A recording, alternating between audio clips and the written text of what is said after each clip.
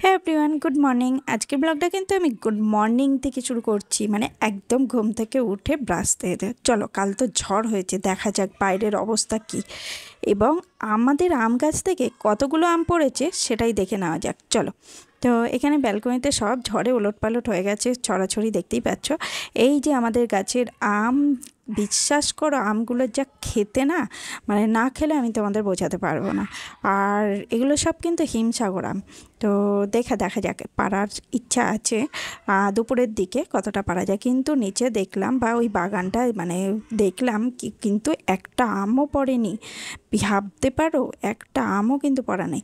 পড়বেই বা কী করে, কারণ পুরোপুরি পাকা নেই। কারণ যেগুলো পুরোপুরি পাকা হয়ে গেছে সেগুলো অলরেডি পাড়া হয়ে গেছে ঝড়ের আগে, তো সেই রকম বেশি ঝড়ও হয়নি। তো সেক্ষেত্রে আমটা সেরকম পড়েও নি। আর আমাদের এখানে কিন্তু ঝড়টা সেরকম হয়নি। চলো এবার ছাদে গিয়ে দেখা যাক ছাদের অবস্থাটা কী। তো ব্রাশ করতে করতেই ভাবলাম বাইরের দৃশ্যটা একটু দেখি, ভেজা সাথে সাথে আর সতেজ গাছপালা, সবুজ। আমার না ভীষণ ভালো লাগে, বিশ্বাস করো আমার ভীষণ ভীষণ ভালো লাগে। তো এই হচ্ছে আমার গাছের ছোট্ট এক কোণার ছাদ বাগান, যেটা আমি নিজের হাতেই মানে অনেক গাছ পুঁতেছি, আর গাছগুলো সব নেতিয়ে গেছে। দেখো দেখো, এটা গোলাপ ফুল গাছ, অরেঞ্জ কালার। তো এই গোলাপটা, এই কালারটা কেমন আসছে আমি ঠিক বোঝাতে পারছি না, কিন্তু এটা কালার কিন্তু পারফেক্ট অরেঞ্জ। আর এটা এখানে দেখো বেলফুল হয়েছে, বেলফুল গাছ। তো অনেক বেলফুল হয়। তো আগের অনেক ব্লগেই আমি শেয়ার করেছি, এবং অনেক ছোটোখাটো গাছ আছে। এবং আমার ছাদে কিন্তু পুরো ছাদটা কিন্তু ভরা ছিল, আর ওই পাশটা আমার বেশ ভালো লাগে দেখতে। আর চল দেখো তুলসী গাছটার কি অবস্থা, পুরো ভেঙে গেছে। দেখো ওপরটা কিভাবে হয়ে গেছে, দেখতে পাচ্ছ? এই দেখো, যদিও কিন্তু সেরকম ঝড় হয়নি আসলে, এটা তো মার্বেলের তো এই দেখো নিচের পরিস্থিতিটা পুরো, কোথাও কিছু গাছপালা কিন্তু ভাঙেনি একদমই। তো আমার এই মার্বেলের যেহেতু তুলসী মঞ্চটা তো আঠা দিয়ে জোড়া লাগানো, সেহেতু হয়তো একটু খুলে গিয়েছিল, তার ফলে হয়তো ঝড়ের ধাক্কায় সরে গিয়ে গাছটা নড়ে গেছিলো। তাহলে এই পাশটাও দেখো, এই পাশটাও কিন্তু কোনো গাছ ফাছ কিন্তু ভেঙে যায়নি। চলো দেখা যাক, ব্রাশ করে এবার নিচে যাই, প্রচুর কাজ আছে, কারণ রান্না বান্না করতে হবে, বাবুরা সব অফিসে বেরোবেন। এবার আমি ফ্রেশ হয়ে ড্রেস ফ্রেশ চেঞ্জ করে চলো। তো ড্রেস ফ্রেশ আমার অলরেডি চেঞ্জ হয়েই গেছে। আর এখানে দেখো আমার নেল পালিশ পরিয়ে দিয়েছে আমার ছোট ছেলে। তো আমি একটা কালকে পুচকি মেয়েটাকে, একটা আমাদের পাশের বাড়ি ও এসছে, বলছে আন্টি তোমার কাছে সাজবো, ওকে সাজাতে বসেছিলাম, তাই আমার ছেলে। আর এখানে দেখো আইলাইনার দিয়ে আমাকে নেল পালিশ পরিয়েছে, প্রথমে ভেবেছে ওটাই নেল পালিশ।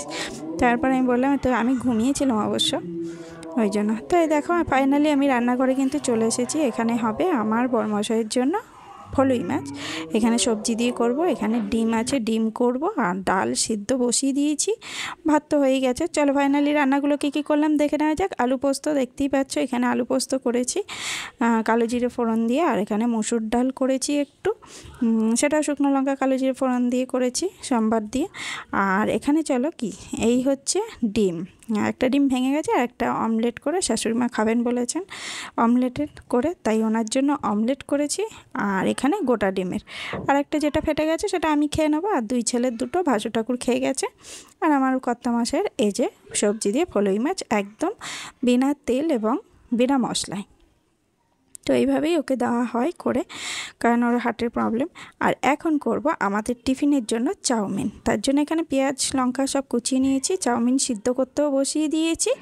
এইবার আমরা টিফিন করে নেবো চাউমিন, আমি শাশুড়ি মা আর দুই ছেলে। আমার রান্না বান্না সবই কমপ্লিট হয়ে গেছে, আর দুটো ছোট ভিডিও বানালাম, বানিয়ে এখন স্নান করবো, করে রান্না যাব। আর বৃষ্টি দেখো এখনও বৃষ্টি হচ্ছে।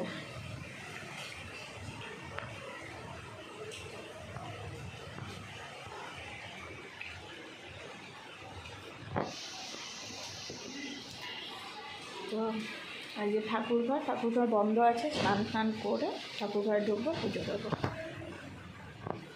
তোমরা ব্লগটা দেখতে থাকো।